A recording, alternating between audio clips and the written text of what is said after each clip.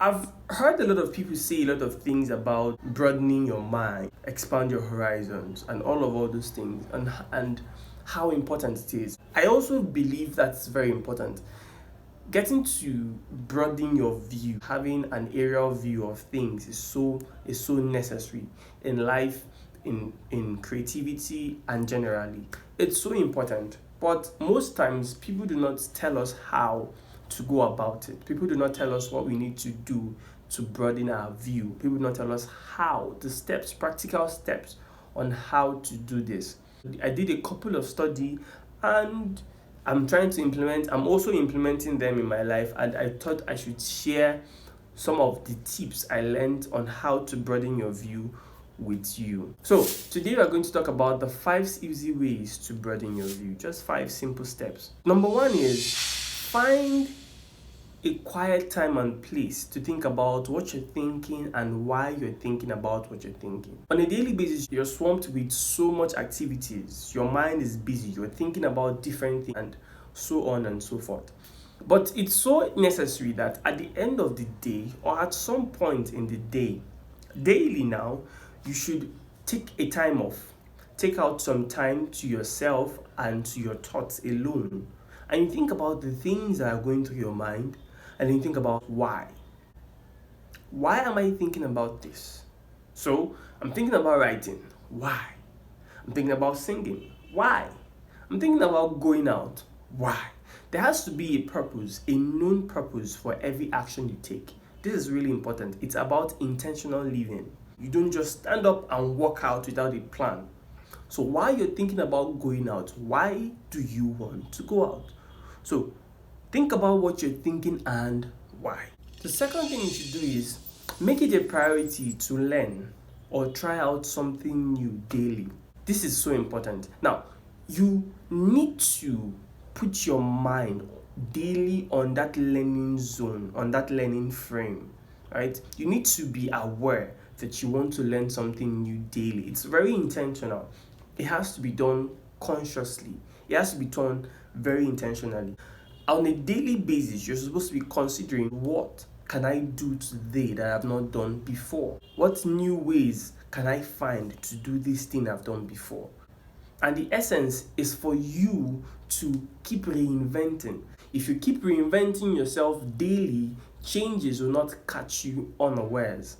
Life and all of those things will not catch you unawares. The number 3 thing is, why are you in a state of discomfort?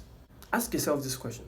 Why are you in a state of discomfort? Every single time you feel discomfort, why are you there? Is it because you want to do something new and you're afraid of making a mistake?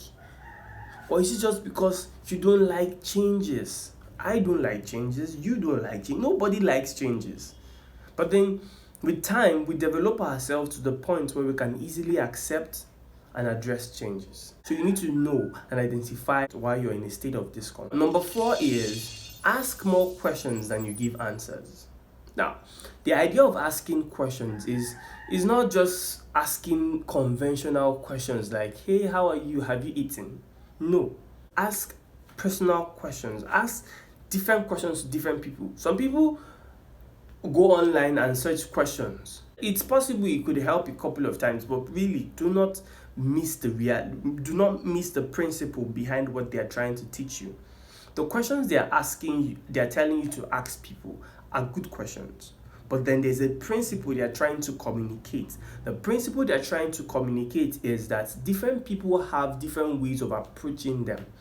Different people have different points of interest, different things that interest them. So if you want to engage a person's core, you must find that thing that interests them and communicate your interest in that thing. Ask personal and direct questions. Don't ask me about my friend and my family. Ask me about me. And the reason this is important is because human beings like attention. We all love attention. We all love to be heard. We all love to be seen. You forget that other people want the same thing you are getting, the spotlight. So instead of seizing the spotlight for yourself, share it with other people. Empathy is not about asking the right questions. Empathy is about asking true questions. They may not be the right questions, but they can be true. They need to be true. And how are they true? Because you do not feel a certain way. You do not ask the questions out of compulsion. You are genuinely interested, so you have to be genuinely interested to ask true and sincere questions that are unique and relatable to a different and a particular individual. Give answers when necessary, but try to ask more than you answer. Is number 5. Do something that stretches your mental capacity or capability at least once a week. Right? Something that will stress you, that will pull you out of your comfort zone. Not every day, not every time. Right? Do it consciously, do it intentionally, do it progressively, do it once in a while. Don't do it every day. Just remind yourself that there is more. Do more. Every now and then, do more. It helps to build your capacity. It helps to improve and increase your capacity. The human mind has no limitation. I really believe that. So you have one skill today. Tomorrow, go out of your way to learn a new skill. Tomorrow, go out of your way to learn a new trade. Tomorrow, go out of your way to get a new information.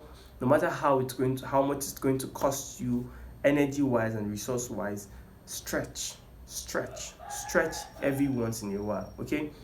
Have a wonderful